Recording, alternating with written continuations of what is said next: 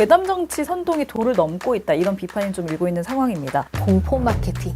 네. 그 공포 마케팅이 그동안에 굉장히 잘 먹혔다라고 그렇죠. 하는 것이죠. 네. 진보 진영이라고 하는 쪽은 대선이 끝나고 나서 대선 승복을 안 했습니다. 광우병도 대선 불복의 일환이었고요. 네. 윤석열 정부에 들어와서도 탄핵하자라고 하는 그렇죠. 시위가 끊임없이 일어나고 있고 네. 대선 불복이 그 밑에는 다 들어가 있는 것이다. 이낙연 전 대표가 귀국을 하면서 개딸들의 목소리가 다시 좀 높아지는 그렇죠. 분위기입니다. 그래서 이제 원로들로 구성된 더불어민주당 고문단이 이재명 대표에게 골수 지지층을 상대로만 정치하지 말아라 네. 이렇게 좀 쓴소리를 하기도 했는데 사실 친명계에서는 오히려 개딸들 계속 비호하는 목소리 내고 있고 이재명 대표도 딱히 선을 그을 것 같은 모양새는 아니거든요. 개딸들 계속 함께 갈 거라고 보십니까? 네, 저는 그렇게 봅니다. 지금 현재 이재명 대표의 가장 큰 정치적 자산이다라고 야. 한다면 어쨌든 맹목적으로 지지해주는 지지 기반이 있다. 네. 그리고 네. 그 지지 기반이 굉장히 파이팅이 좋다. 이것이 설사 이재명 대표가 감옥에 가더라도 끝까지 지지해줘. 그래서 네. 그것이 한국 민주주의를 위해서 바람직하냐라고 하면 아니지만 네. 이재명 대표 본인을 위해서는 그것이 결국 큰 자산인 것은 사실입니다. 물론 이게 이제 큰 선거에 나가서 대선에 나간다라고 하면 그게 자산이냐라고 하면 오히려 중도층이 돌아서게 되는 네. 결과를 낳을 것이다. 음. 이렇게 얘기할 수 있는데요. 그러나 이재명 대표 본인으로서는 지금 그렇죠. 2027년도 중요하지만 어쨌든 내가 이 당을 장악하겠다. 그렇죠. 이것이 중요하고요. 맞아요. 사실 지금 몇 가지 시나리오를 생각해 볼 수가 있죠. 네. 첫 번째 시나리오는 이재명 대표가 그야말로 명락대전에서 승리하고 이 당을 자기 당으로 확고히 네. 하면서 공천 물갈이를 통해서 자기를 지지하는 사람들 중심으로 네. 후보를 낸다. 이 시나리오가 하나 있을 것이고요. 글쎄요. 여기에서 이제 일부 반발해 나가는 경우, 네. 이런 경우는 생각할 수 있을 것이고요. 이게 이제 조금 더 경쟁이 격화되고, 네. 이낙연 전 대표가 좀 더 결단력이 있는 경우에는 27년에 다시 모이더라도 일단 분열하겠다라는 오. 생각을 할 수도 있지 않을까. 그렇게 되는 경우에 있어서는 호남을 바탕으로 한 분당을 호남 의원들과의 오. 분당 이런 것도 생각해 볼 수가 있을 것이고요. 호남은 이낙연이 먹고 네. 수도권은 이재명이 먹고 뭐 수도권을 정말 먹을 수 있을지는 분당하고 네. 나서는 어떻게 될지는 알 수 없습니다만은 그럼에도 이재명 대표 입장에서는 내가 의석수가 작다 할지라도 당을 하나 가지고 가겠다. 그럼 이재명 대표 입장에서는 뭐 설사하게 100석이 안 되는 정당이라도 이재명 당을 만들고 끝까지 밀어붙일 가능성이 있다고 뭐 보시는 거예요? 원내 교섭단체만 가진다라고 해도 네. 그렇다라고 해도 가지고 가겠다. 이렇게 뭐 이제 소위 옥중 공천 뭐 이런 얘기 나오는 게 바로 그러니까요. 그런 시나리오고 그런 경우에 있어서는 이념적으로 좀 더 왼쪽으로 가 왼쪽으로 있는 가서 그런 정당을 하나 하겠다 이런 판단을 할 수도 있다는 생각이 들고요. 네. 민주당으로서 가장 좋은 시나리오라고 한다면 이재명 대표가 어느 시점에서 뒤로 네, 한발 물러나고 뭐 한 발보다는 두 발 정도 물러나고 네. 그리고 정말 뭐 김부겸 뭐 이런 분들이 좀 중립적인 분들이 비대위원장을 비대위원장으로 맡고 와서. 그리고 같이 다 간다라고 하면 가장 좋은 그림이 될 텐데 이 결과라고 하는 것은 결국 명락대전과 그 지지자들의 갈등 그리고 2027년에 대한 야권 지지자 전반의 생각 네. 이런 것들이 어우러져서 어떤 결과가 나올지 네. 지켜봐야 되지 않을까. 근데 이 명락대전 가운데 가장 지금 핵심 키를 쥐고 있는 분이 바로 문재인 전 대통령이에요. 문재인 전 대통령과 친문들이 사실은 지금 조용히 있지만 숫자로 보면 굉장히 많거든요. 이분들이 어느 쪽을 지지해 줄 것인가 어떻게 보십니까? 저는 문재인 대통령이나 소위 친문이라고 하는 분들이 이재명 대표와 그렇게 관계가 좋다라고 네. 얘기하기 네, 그건 어렵고요. 아니죠. 이재명 대표와 가까운 의원들은 우리도 그때 그렇게 구박받았다. 이런 얘기들을 아주 공공연하게 하고 있지 않습니까? 네. 그렇게 본다라고 하면 그렇게 구박받았다라고 공공연하게 얘기하고 있는데 같이 간다라고 하는 것에 대해서 두려움이 있을 것이다. 이런 생각을 할 수가 있고요. 네. 뭐 그런 면에서 본다라고 하면 또 다른 한편에 있어서 이낙연 대표가 호남 플러스 소위 친문 의원 뭐 이렇게 갈 가능성도 있지 않을까 네. 이런 생각을 해볼 수가 있는데요. 그럼에도 아마 친문 의원들의 입장에서 소위 수도권 의원들이 대부분이기 때문에 이 수도권 의원들의 경우에는 어쨌든 당이 하나로 가서 당선되어야 그렇죠. 한다. 쪼개지면은 안 되는 거죠. 의원 개인의 입장에서는 호남 의원들의 경우에 쪼개지나저나 그렇죠. 당선될 그게 뭐, 가능성이 있지만 수도권 의원들의 입장에서는 쪼개지면 당선되기 어렵다라고 생각하기 때문에 어쨌든 하나로 가자라고 하는 그런 좀 신중한 입장에 있지 않을까 이런 생각을 네. 해보고요. 또 다른 한편에 있어서 이해찬 전 총리 뭐 야권의 호메인용 뭐 그렇죠. 이렇게 맞아요. 얘기할 수 있을 텐데요.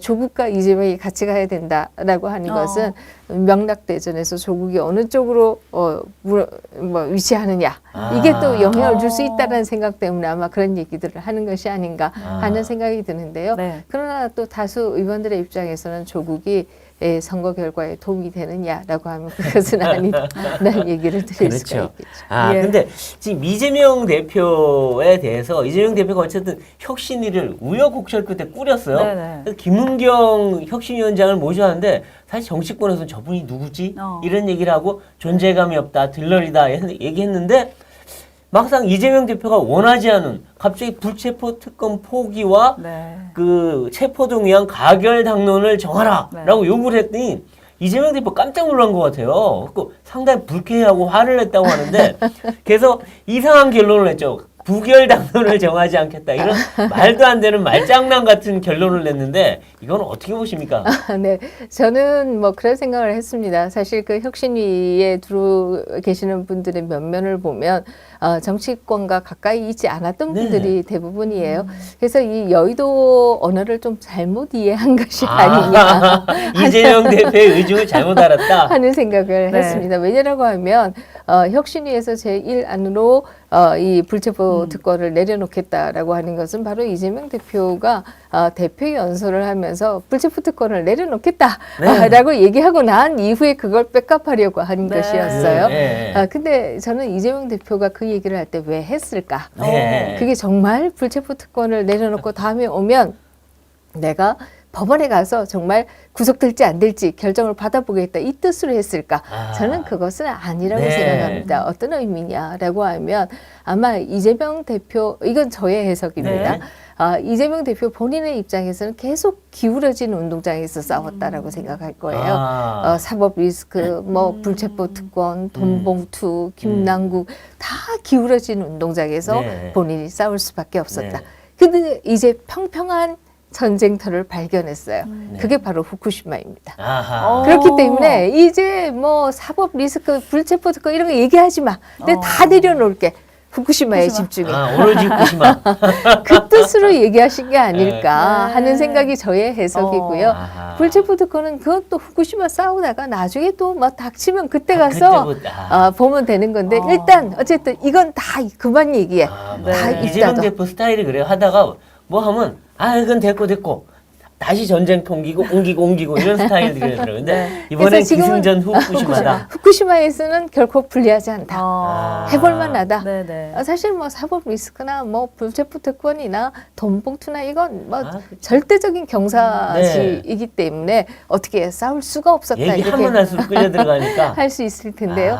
그런 면에서 아마 불체포 특권을 내려놓겠다라고 하는 전략이 들어가 있지 않았을까 하는 근데 게. 그게 진심이 아닌데 그걸 진심으로 알고 받아들이고 혁신이가 그냥 던져버리니까 그것이 아닌가 하는 생각. 받지도 못하고 안 받지도 못하고 부결 당론을 정하지 않겠다. 이거는 지금까지 부결 당론을 정한 적이 없어요. 그렇죠. 그냥 자기들 뜻대로 그냥 한 거지. 근데 지금 뭐 안 정한다고 뭐 똑같은 거죠. 변한 게 없는 거죠. 네. 뭐 혁신위가 상당히 위신이 깎였음에도 불구하고 저는 이재명 대표가 제가 27년 얘기를 했습니다만은 27년으로 가는 길목으로 당을 더욱더 강하게 잡으려고 할 것이다. 이런 그립을 세게 가려고 할 것이다. 이런 생각이 들고요. 웃는 일은 없겠네요. 뒤로 이선 후퇴는. 그렇기 때문에 혁신위원장이 처음 얘기한 게 바로 기득권을 타파하고 새로운 신진 인물들을 발굴하겠다. 이 얘기가 바로 다선 의원들은 대거 정리하고 이건 친명 우리가 인사들로. 네, 우리 이건 또 다 봐왔던 겁니다. 그렇죠. 한국 정치에서 그렇게 새로운 장면이 많지 않아요. 그래서 예를 들면 이해창 후보의 경우에도 뭐 대표의 경우에도 김윤환 이런 분들 싹 그렇죠. 제거하지 않았습니까? 네. 뭐 이런 장면들 계속 봐왔고요. 문재인 대표도 2016년에 소위 호남계 다섯 의원들을 제거하려다가 그렇죠. 호남 의원들이 대거 나가서 네. 국민의당이 만들어진 그렇죠, 것이었다 그렇죠. 이렇게 네. 얘기할 수 있을 겁니다. 그래서 우리가 그동안에 봐왔던 그림을 또 한 번 생각하고 있을 것이다 이런 네. 생각이 들고요. 그럼 여기에 또 가만히 앉아서 목이 베이지 않으려고 그렇죠. 할 것이다. 이렇게 보면 이낙연 전 대표의 등장과 함께 또 다선 의원들도 자기의 앞가림을 하려고 하지 않겠는가. 네. 이렇게 보면 앞에서 말씀하신 100직장을 같이 들다 보면 찢어질 찢어지는 것이다. 거죠. 이런 그림이 나올 수도 있다라는 아. 생각을 합니다. 김은경 혁신위원장이 말한 가죽을 벗긴데 가죽은 결국 네. 친낙 그 다선 의원들이 될 가능성이 높겠네요. 가죽을 벗기고 우리 쪽 살을 더 갖다 붙인다. 그렇죠, 그렇죠. 아하, 결국 비명의 가죽을 벗겨내고 신명의 살을 붙인다. 참 좋은 얘기네. 네, 후쿠시마 이제 이야기하셨는데 지금 괴담 정치 선동이 도를 넘고 있다 이런 비판이 좀 일고 있는 상황입니다. 지금 운동권 출신들까지 양심 고백 릴레이를 이어가고 있는데 우선 이제 86그룹 운동권 출신인 이 함은경 씨 같은 경우에는 오염수 공세는 반일 감정 붙이기는 명백한 의도다. 반일 감정 이용하려는 사람들이 있다. 이렇게 비판을 했습니다. 어떻게 좀 들으셨는지요? 네, 뭐 지금 말씀하신 말씀 그대로이다 이런 생각을 하고요. 저는 후쿠시마 이슈가 여러 가지 측면이 있다 이런 생각이 드는데요.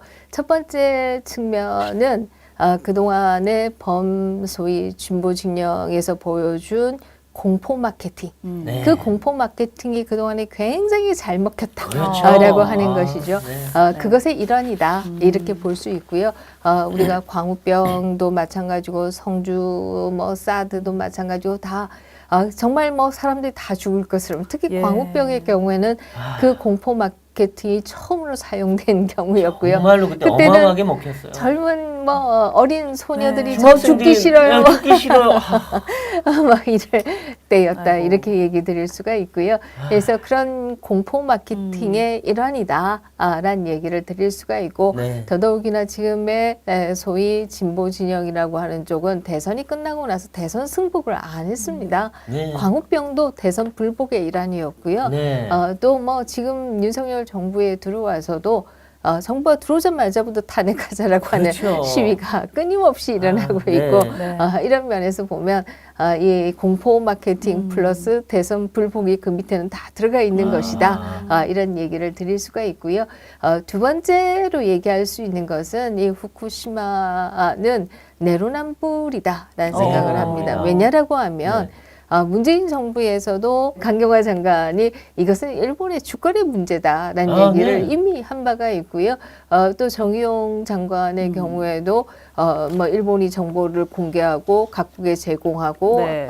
IAEA의 이 검증을 받으면 우리가 어떻게 반대하느냐. 그러니까 맞아요. 이 얘기는 다 했던 얘기예요. 국제적으로 다 그게 정답이에요, 그냥 정답. 그래서 이 노선이 지금의 정부의 노선과 다른 게 하나도 없어요. 없어요. 네, 그렇게 보면 내로남불이다 이런 아. 얘기를 드릴 수가 있고요. 또 마찬가지로 지금 현재의 여권의 일부 인사들도 후쿠시마 방류 안 된다라는 얘기를 그 당시에 했었습니다. 네, 네. 근데 지금은 다 또 횟집에 가시잖아요. 네.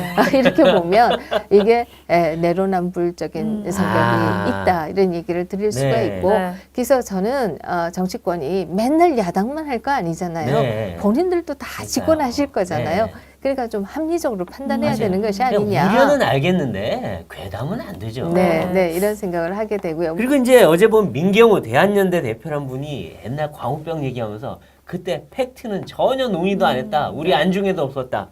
오로지 이명박 정권 어떻게 하면 타격 주고 퇴진시킬까. 이거 국리만 했다라고 얘기했는데 이게 결국 괴담 정치의 본질인 것 같아요. 네, 뭐 그렇습니다. 제가 앞에서도 광우병의 경우에도 이 대선 불복이었다 네. 이런 말씀을 드렸는데요. 결국 뭐 지금 모든 시민운동 하시는 분들이 다 전문가예요. 광우병도 전문가이고 방사선도 전문가이고 사드도 전문가고 다 전문가요? 가면 그 시절에 그때 그분들이 다 거기에 있는 것을 그분들이 똑같이 와서 지금 똑같이 하고 있어요. 네, 그래서 이게 참 불행한 일이다라는 생각을 네. 하고요. 사실 뭐 이 본인들의 친인척들도 다 장사해서 먹고 사시는 분들 계실 거잖아요. 네. 그러면 그렇게 가서는 안 되는 것이 아니냐 이런 생각을 그러니까 합니다. 근데 이 소위 386 그때 386 지금 586 운동권이란 분들의 기본적인 성향이 그런 거 아닌가 싶어요. 모든 게 정치, 네. 선동, 그 다음에 자기의 정치 이익, 그리고 아니면 끝, 무관심. 그다음 광우병 때 그 틀린 얘기 해놓고 토론하자니까 안 나오잖아요. 아무도 반성도 사과도 안 해요. 네, 맞습니다. 아 이게 좀 심한 거 네, 아닙니까? 뭐 80년대 학번이 아마 대한민국 역사상에서는 가장 많은 책임을 물어야 될 세대. 저도 80년대입니다만은 로 기록될 가능성이 있다 이런 네. 생각을 하게 되고요. 저도 뭐 그야말로 책임을 통과합니다. 권력을 잡는 데는 아주 유능하지만 네. 그 권력을 잡는 것에 모든 걸 집어넣어서 다른 사람들의 희생을 생각하지 않는 것이 맞아요. 아니냐 그런 측면에서도 그런 얘기를 드릴 수가 있고요. 특히 최근에 젊은 세대들이 제가 학교에서도 그런 얘기를 많이 듣습니다만은 교수님 저희는 독박 세대예요. 저희 독박 썼어요. 이런 얘기합니다. 어떤 독박을 어떤? 쓴 거죠?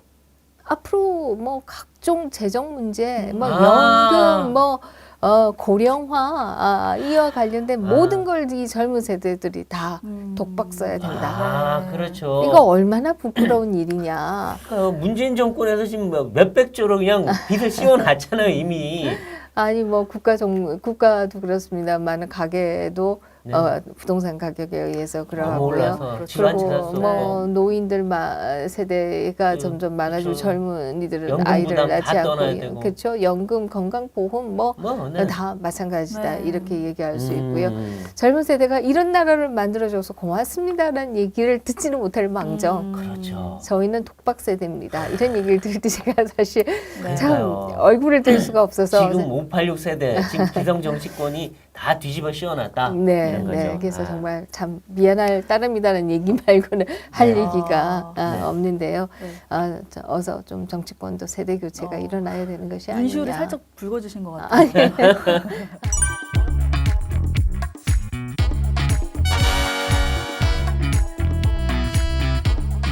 왜 이렇게 그 선배들이 유효기간이 지났는데도 집에 갈 생각을 하지 않는가. 소위 IAEA와 유엔도 구분 못하고 중국 대사 앞에 머리나 조아리고 아무도 없는 일본 총리한테 가가지고 항의하고 저의 1차 목표는 586 선배들을 최대한 많이 집으로 보내드리는 거다. 총선과 관련해서 다가오는 이 총선에서 꼭 이루고자 하는 첫 네. 번째 목표가 586 운동권 세력 퇴출이다. 네. 라고 했는데, 야, 이게 이제 물론 586 운동권들의 지금 문제점들 지금 많이 보이고 있긴 한데, 왜 하필 이거를 목표로 잡으셨는지 궁금합니다.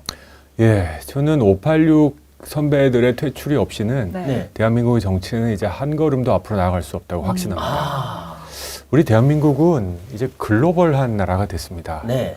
뭐 경제적 기업하시는 분들, 사업하시는 분들 국제 기준 따라가지 않으면 사업할 수 없습니다. 네. 네. K컬처, K팝 세계를 이끌고 있습니다. 그렇죠.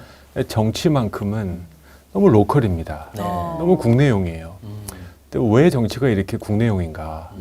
저는 그 한가운데 586 운동권 정치인들이 있다고 생각합니다. 아, 최근의 행태들, 네. 소위 IAEA와 유엔도 구분 못하고 중국 대사 앞에 머리나 조아리고 네. 아무도 없는 일본 총리한테 가가지고 항의하고 네. 도대체 우왕좌왕하는 모습, 네. 되게 국내용 정치의 네. 민낯이라고 저는 생각합니다. 아, 그렇군요. 저는 이 선배들을 물러내고 네. 정말 글로벌한 대한민국답게 네. 글로벌한 정치 수준까지 올리기 위해서는 네.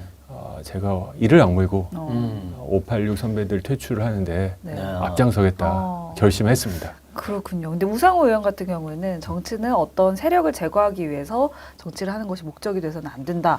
뭐 이렇게 지적을 하셨는데 이에 대해서는 어떻게 좀 답을 하시겠습니까? 아마 오상호 선배님이 86년에 독재 타도 뭐 누구보다 크게 외치셨을 텐데 그렇죠. 몰아내려고 했었죠. 네. 우리 배소빈 앵커님은 물을 마시려고 했는데 물에 찌꺼기가 있으면 그 컵을 어떻게 하십니까? 바꿔야죠. 그쵸. 커브에 있는 물을 버리고 네. 새물을 담죠. 네. 저는 지금까지 정치, 특히 우리 선배들이 새 정치한다고 신용하면서 네. 찌꺼기 있는 물을 버릴 생각은 안 하고 여기다가 새로운 물만 담았다고 아. 생각해요. 그러니까 그 물은 계속 못 먹는 물이 그렇죠. 되죠. 오염된 물에 물 타도 또 오염된 물이다. 맞습니다. 네. 이제는 찌꺼기가 있는 물을 과감하게 버릴 때가 됐다고 생각합니다. 아. 그 물을 버리는 과정이 네. 저는 필요하다고 생각하고요. 음. 네. 우상호 선배님의 그 애정 어린 따뜻한 고언 감사드리는데 네. 우상호 의원이 독재 타도를 위해서 음. 통해서 새로운 시대를 열라고 하셨던 것처럼 네. 저도 586 선배들을 밀어내고 네. 새 시대를 열기 위해서 제 모든 것을 한번 걸어보려고 합니다. 아, 네. 그렇군요. 근데 지금 보면 이제 586 세대들이 뭐 민주화에 기여한 건 있는데 그리고 처음에 정치 입문할 때 보면은 그래도 새로운 정치의 기치를 걸고 또 신선함도 있고 개혁도 내걸고 했는데 요즘 보고 있으면 이분들이 도대체 무슨 개혁을 하는 건 아예 사라지고 오로지 나의 정치 생명, 공천, 나의 안위 이것만 따지는 것 같아요. 그러니까 옳은 소리 해야 될 때 하지도 않고 비겁하게 뒤로 빠지고 그리고 뭐 누군가의 그 방탄이나 서주가 있는 이런 모습들 보면 좀 안타까워요. 네, 저도 86년에 그렇게 앞장서서 군사 독재를 물리치는데 기여한 거 누구나 다 인정하지 않습니까? 네. 근데 그 이후로 우리 선배들은 정치 기득권이 되었습니다. 네, 그렇죠. 그리고 그 이후로 세상이 어떻게 변했는지 전혀 감이 없다고 생각합니다. 네. 이런 표현을 써도 될지 모르겠지만 왜 이렇게 그 선배들이 자기의 임무가 다 있는데도 네. 유효기간이 지났는데도 그렇죠. 집에 갈 생각을 하지 않는가. 음. 집에 가야 될 때가 지났는데 네. 네. 저는 이 정치, 국회의원을 네. 지배 계급으로 보고 있다라고 네. 생각합니다. 네. 그들은 더 정치하는 이유는 내가 지배 계급으로서 이 지위와 권위를 누리겠다라는 생각입니다. 네. 저는 그렇게 생각하지 않습니다. 네. 저는 정치를 이제는 지배 계급으로서의 업이라고 생각하지 않고 네. 기능으로서의 정치를 하고 싶습니다. 네. 586 이후에 우리 70년대, 80년대 세대들은 정치를 한다고 세대 대표라고 생각하지도 않고 네. 지배계급이라고 우리가 이제 지배계층이다라고 생각하지도 않습니다. 네. 그런 큰 차이가 있기 때문에 아. 전 더 이상 586 선배들의 후배가 돼서는 안 된다고 생각하고 아, 그렇죠. 국회에서 종종 만나는 민주당 저희 세대 의원들한테도 막내 들라고 하지 말아라. 네. 첫 페이지에 그 전반전의 마지막 페이지 장식하지 말고 네. 학원의 첫 페이지가 되라. 아, 그렇죠, 그렇죠. 그게 낫지 않냐. 아. 지금 상권 지금 결론이 망했지 않냐. 네. 못하러 여기 들어가냐. 그렇죠. 예, 우리 그 소위 새로운 수혈한 피들 지난 21대 국회 네. 때 나름 신선한 분들이 지금 다 네. 어떻게 됐습니까? 그렇죠. 그래서 저는 우리 586 선배들이 갖고 있는 여러 가지 문제점의 핵심은 세상을 보지 못하고 국내용 정치, 소위 로컬 정치에 남아 있다. 네. 그리고 하다 보니까 하면서 정치가 지배계급의 업이라고 생각해서 아. 물러나갈 수 없다. 네. 그렇죠. 이렇게 마치 그 싸우면서 배운다는 얘기가 있잖아요. 그렇죠. 네. 딱 싸우면서 배웠다. 그렇죠. 독재 정권과 싸우면서 독재를 배우는 안 되는 건데 네. 지금 보면 586 밑에 세대들, 그러니까 70년대, 80년대 세대들도 민주당에 있어요. 근데 그분들도 586 세대 똑같이 따라가고 오히려 더 심한 경우 또 생겨요. 뭐 장경태, 김남국 이런 분들 보면 더 심해요. 맞습니다. 더 말도 안 되는 얘기하고 네. 이상한 가짜 뉴스 퍼뜨리고 이분들은 도대체 이분들한테도 희망이 없어요. 보면. 저는 길을 잘못 들어가면 이렇게 된다 생각이 듭니다. 네. 정말 21대 국회 때 주목할 만한 인물들 네. 명단에 민주당 의원님들도 꽤 계셨어요. 네. 저도 기대했고요. 네. 네. 3년이 지나고 이제 21대 국회가 이제 막바지에 이르는 네. 지금 소위 아까 말씀드린 그런 의원님들이 본인의 이름에 먹칠을 한 것뿐만 아니라 네. 소위 청년 정치를 끝냈다라고 생각합니다. 아, 그렇죠. 우리 국민들한테 청년 정치 하려고 기회를 주십시오라고 누가 말할 수 있습니까? 네. 청년 정치에서 공천시켜서 당선시켜줬더니 코인하고 막말하고 그러니까 가짜 뉴스 빈곤 포르노 이딴 얘기나 하고 네. 그러니까 우리 정치의 격을 낮추는데 누구보다도 앞장선 네. 청년 정치라면 좀 풋풋하고 네. 신선하고 그렇죠. 선배들 아닌 건 아닌 거라고 좀 하고 그렇죠. 실수할 수 있을더라도 네. 그게 청년이고 그래서 우리 국민들이 기회를 주는 그렇죠. 건데 그런 모습은 사라지고 그러니까 구악 같은 정치 행태만 남았어요. 네. 맞습니다. 네, 참. 근데 어떻게 하면 이 586 네. 세대 윤정권 어떻게 퇴출시킬 수 있나요? 쉽게 물러나지 않으실 것 안 같아요. 물러날 것 같은데. 제가 정치를 하면서 배운 한 가지 뼈저리게 배운 한 가지 교훈은 네, 살아있는 권력이 나눠줄 수 있는 최대치는 네. 부스럭이다. 아 부스럭이다. 아, 결국 나눠지는 지금 선거법 개정 뭐 아무것도 없지 않습니까? 네, 네. 네. 부스럭이다. 어. 결국 물어내려면 다른 대안 세력이 커서 네. 그들을 힘으로 몰아낼 수밖에 없다. 어. 그리고 대한민국과 같은 민주주의 정치는 그런 세력을 밀어낼 수 있는 유일한 기회는 선거다. 네. 그렇지 않습니까? 네. 그래서 다가오는 선거가 네. 정말 우리 대한민국을 글로벌 대한민국으로 이끌어 나가는 글로벌 정치를 만들지 네. 아니면 글로벌 대한민국의 발목을 잡는 네. 정말 촌동네, 네. 정말 구석, 변두리, 국내용, 로컬 정치로 남을지를 네. 가늠하는 아주 중요한 기회다. 그렇죠. 그래서 저는 이걸 할 수 있다면 네. 제3지대도 좋고 국민의힘도 좋고 예. 민주당이 들어가서 정말 공천을 제가 할 수 있으면 네. 어디든 좋다. 어. 저의 일차 목표는 음. 586 선배들을 최대한 많이 네. 집으로 보내드리는 거다.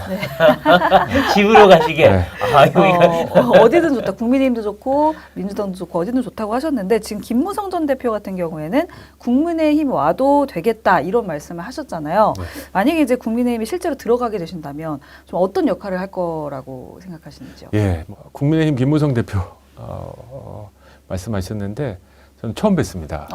마포 포럼이라는 곳에 처음 초대받아가서 처음으로. 네. 이제 인사를 나눴는데 저한테 들어가기 전에 국민의힘에 쓴소리 좀 잔뜩 해달라고 하시더라고요. 아, 네. 그래서 제가 몇 마디 해드렸고 네. 네. 거기 계신 많은 분들이 이제 전직 의원들 꽤 많이 계셨는데 동의하고 네. 맞다고 하시면서 저보러 이제 큰 정치 해야지 하시더라고요. 아, 네. 큰 정치. 예, 그래서 제가 이제 호랑이 굴에 들어오라고 많이들 하십니다. 네. 근데 이제 호랑이 굴에 들어가려면 그래도 토끼나 네. 이제 그런 거보다는 새끼 호랑이라도 돼야 되지 않을까 합니다. 음. 그랬더니 김 대표가 웃으시면서 들어와도 되겠어? 어.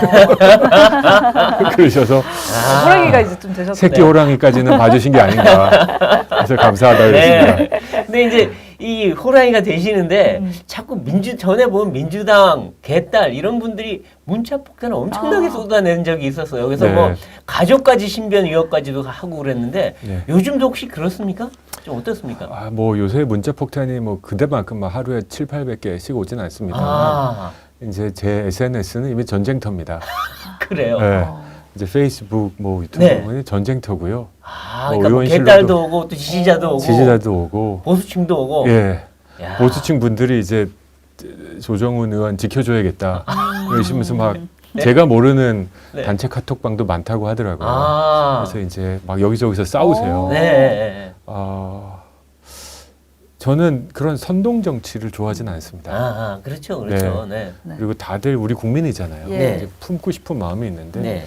일부 개딸들 네. 정말 앞뒤 가리지 않고 음. 상대방의 면전에서는 절대 할 수 없는 말을 익명이라고 서슴지 않게 그렇죠. 욕설을 하시는 네. 분들 아유, 그러니까요. 이런 분들은 민주주의에 참여하실 자격이 없다고 생각합니다. 맞아요. 네. 그러니까 비판은 할 수 있지만 욕설에 막말에 막 이런 거는 그렇죠. 자신의 인격을 드러내는 거예요. 이게 예, 맞습니다. 지금. 네. 익명의 댓글은 소신을 말하고 하라는 거지 다른 사람을 인신공격하라고 주어진 권리가 아니에요. 네. 근데 그걸 구분 못하는 사람들에게는 네. 이 자유를 누릴 권리가 없다고 생각합니다. 예, 알겠습니다.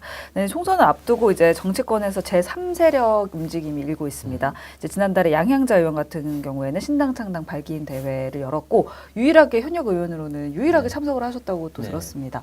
여기 또 양향자 의원 나오셔가지고 50석은 거뜬하다, 거뜬할 것이다 이렇게 말씀을 또 하셨고 금태섭 전 의원 같은 경우에도 이제 30석 정도 목표로 하고 있다 이렇게 포부를 밝히기도 했는데 이 제3세력 움직임 좀 어떻게 보고 계십니까? 예, 김종인 박사님이 시대전환 1999년 창당할 때 네. 저희 발기인대에 오셔가지고 네. 백석도 가능하다 그러셨습니다. 네.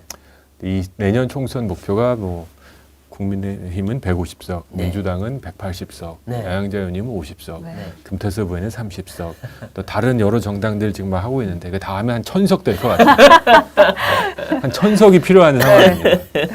막 지르고 본다는데요. 네. 제가 창당을 해본 소위 선배로서 네. 창당은 쉽지 않습니다. 아. 제 개인적으로 돈 버는 것보다 어려웠던 것 같습니다. 오. 아하, 상당히 어려운 일이다. 예. 아하. 그래서 저는 양양자 의원님, 뭐 금태섭 의원님 다 네. 개인적으로 잘 알고 존경하는 네. 분이지만 일단 당 창당 등록증, 중앙당 등록증 갖고 오시면 얘기하자. 그거 쉽지 않다. 네. 지금 직접 연락 오신 적은 있어요? 같이 좀 해보자고? 아유, 양양자 의원님이 본회의장 제 뒤에 앉아 계시고 수시로 소통이 가능하시군요. 주변에 다 민주당 의원이라 서로 얘기 안 하기 때문에 둘이 이렇게 자주 얘기를 나눕니다. 네네네. 근데 이제 저 살짝 너무 좀 섣부른 너무 좀 일렀다. 이러다. 타이밍이. 굳이 지난달이었나요? 지난달 네. 이렇게 들고 나가는 네. 상황이 맞았나? 음. 이게 원래 드라마를 찍고 광고를 하면 네. 그 드라마는 한 2편, 3편까지 찍어놓고 광고하는 거잖아요. 그렇죠, 그렇죠. 안 그러면 뭐 스텝과 제작진 뭐 네. 밤새잖아요. 네. 근데 약간 금태섭 의원 더 그랬고 도대체 땅 이렇게 개업을 했는데 후속이 없어요. 그렇죠. 그러니까 마치 아직 출연진도 확정하지 않고 드라마 광고를 내신 게 아닌가. 불렀다. 네. 그렇군요. 좀 아쉬운 근데 게 이제 있습니다. 우리 의원님께서는 네. 정치 처음에 시작하실 때는 민주당과 연대를 해서 시작을 하셨고 그래서 원내 진출하셨는데 그 어느 순간부터 민주당과 아까 586 그 이제 비판도 하셨지만 그 틀어지고 그다음에 오히려 지금은 이제 국민의힘하고 오히려 더 가깝게 보이는 그런 네. 측면이 있는데 이런 어떤 변화의 이유가 있었나요? 예, 저는 이거 뭐 분명하게 말씀드릴 수 있을 것 같습니다. 변한 건 조정훈이 아니라 민주당인 것 같습니다. 저는 중고등학교 때 네. 라디오로 정치 뉴스를 참 자주 들었습니다. 네. 그때 꼬마 민주당, 네. 뭐 민주당 탄압받은 정당이었는데 네. 민주당의 모습 아까 앵커님 말씀하신 대로 신선했고 네. 적지 않은 국민들로부터 지지를 받을 이유가 있었다고 생각합니다. 김대중 대통령의 민주당, 노무현 전 대통령의 민주당, 네. 그 나름 존재 이유는 있었다고 네. 생각합니다. 하지만 이재명 당대표의 민주당 함께할 이유를 전 찾지 못하겠습니다. 그렇죠. 도대체 대한민국을 어디로 이끌겠다라고 하는 청사진도 없고 힘이 있으면 소수는 무조건 밟아도 된다라는 그런 폭력적인 생각. 매번 법사위 불편하니까 국회 직회부나 하고 네. 그 법안이 대통령에게 비토당할 걸 알면서도 계속 통과시켜서 일부러 국회 권위나 실추시키고 네. 또 본인 스스로도 도덕성을 관리하지 못해서 그렇죠. 내로남불에 빠지고 네. 도대체 민주당이 우리 정치에 기여하는 게 뭐인가. 지금은 괴담 퍼뜨리기에 바빠요. 진짜 로컬, 네. 국내용 정치만 하고 있다. 네. 이 대한민국이 전 세계에서 정말 박수받는 나라가 되고 있는 이 마당에 네. 너무 우물한 개구리 정치를 네. 하고 있다 싶습니다. 네. 한번 민주당에게 한번 진짜 진심으로 이 방송을 혹시나 보신다면 네. 변한 건 조정훈이 아니고 민주당입니다. 한번 좀 돌아보시기 바랍니다. 그렇죠, 그렇죠. 그럼 이제 이 내년 총선 이 전망을 좀 하면 어떨까 싶은데요. 국힘, 민주당 뭐 다 자기들이 이긴다 그러고 또 신당은 신당이 성공한다고 하는데 네. 객관적으로 볼 때 내년 총선 누가 이길까요? 객관적으로 볼 때 네. 내일 총선을 하면 네. 그 누구도 170석은 못 얻을 것 같습니다. 그네. 네. 굉장히 박빙이 될 것 같습니다. 박빙의 싸움. 다만 이제 수도권인데 네. 서울은 그나마 국민의힘 보수 진영이 선전할 수 있을 것도 네. 같은데 네. 경기도는 굉장히 어려울 것 같다. 소위 이제 이 얘기를 할 수 있을지 없을지 모르겠습니다만 이제 소위 집토끼 양쪽은 확정적으로 있는데 네. 소위 서울 수도권은 5% 내외에서 결정되는 지역구가 그렇죠. 상당하고 네. 이거를 누가 가져가냐에 따라 다수당이 누구냐가 결정되는 게 대한민국 그렇죠. 정치인데 그렇죠. 보수라고 생각하는 분들도 국민의힘을 찍을지 아직 확신이 없다. 왜냐하면 여러 가지 아쉬운 면이 있기 때문에. 그렇죠. 또 민주당 소위 중도 진보라고 생각하는 분도 민주당 저래서 되겠냐. 네. 지금 왔다 갔다 하는 사람들이 굉장히 많죠. 많다. 네. 그래서 지금으로 볼 때 저는 굉장히 타이트한 뭐 48%, 49% 이렇게 되지 않을까. 그러니까 서로 1, 2당을 하는데 네. 과반을 할 수 있는지도 알 수 없는 그런 아주 치열한 싸움. 박빙의 선거가 될 것 싸움이 될 같고 거다. 뭐 1%, 2% 내외로 결정되는 지역구 그래서 재개표 요구하는 지역구가 많을 것도 네. 같습니다. 그렇군요. 네. 네.